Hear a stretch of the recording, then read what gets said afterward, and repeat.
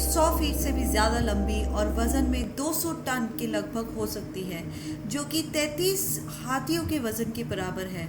पानी में रहने के बावजूद वेल हवा में सांस लेती है और like humans they are warm blooded mammals. Whale atmosphere से कार्बन कैप्चर करने में मदद करती है और हर वेल औसतः 33 टन कार्बन डाइऑक्साइड को अब्जॉर्व करती है, thus fighting against climate change. Even after decades of protection, हर साल लगभग 3 लाख वेल्स और डॉल्फिन्स मारे जाते हैं। लेकिन ये वेल्स एंडेंजर्ड क्यों हैं? पहला रीज़न कमर्शियल वेलिंग। लगभग 1000 वेल हर साल कमर्शियल वेलिंग की वजह से मरती हैं। इन वेल्स का शिकार अक्सर ऑयल्स, कपड़े और अन्य प्रोडक्ट्स बनाने के काम आता है। दूसरा पॉल्यूशन। ऑयल स्पिल्स और trash usually are to be blame for it, जो कि पूरी एक्वेटिक लाइफ के लिए बड़ी प्रॉब्लम है। Another form of pollution affecting whales is noise pollution. Noise pollution whales की सुनने और उनके लोकेशन सेंसिंग की एबिलिटी को इम्पैक्ट करता है। Overfishing and habitat loss. Overfishing is dangerous.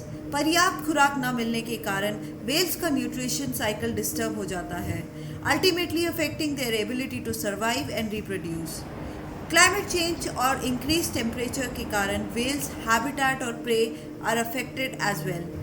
Wales हमारे एनवायरनमेंट के लिए बहुत ही इम्पॉर्टेंट है। वेल्स एक्चुअली फाइट करती हैं क्लाइमेटिक चेंज को। ये एटमॉस्फेयर से कार्बन कैप्चर करके एटमॉस्फेयर में इसकी सही मात्रा बनाए रखती हैं। इनफैक्ट इनका poop also plays a very important role. Well poop से ओशन में प्लैंक्टन्स की ग्रोथ एक्सेलरेट होती है और ये प्लैंक्टन्स भी एटमॉस्फेयर से कार्बन कैप्चर करने में मदद करते हैं। So it's a win win.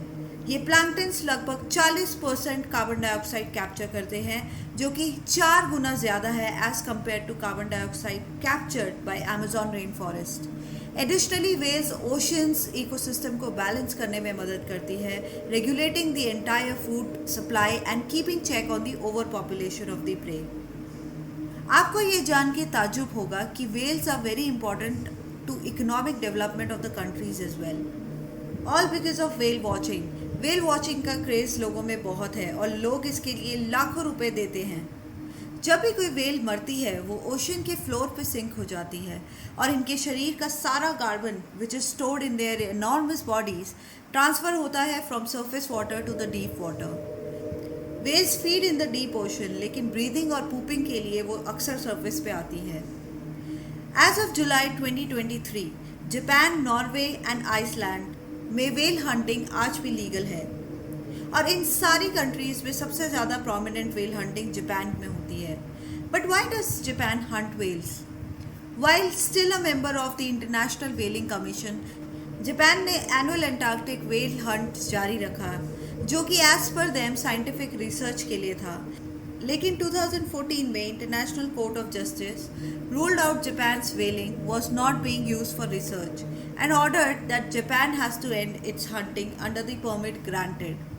5 years later, Japan withdrew from the International Whaling Commission, announcing कि वो कमर्शियल वेलिंग जारी रखेंगे, यहाँ तक कि उनकी वेंडिंग मशीन्स में भी वेल का मीट बिकता है। Norway killed 580 whales in 2022 and has reportedly hunted 15,000 whales since 1986. हालांकि जापान में वेल हंटिंग डिक्रीज हुई है।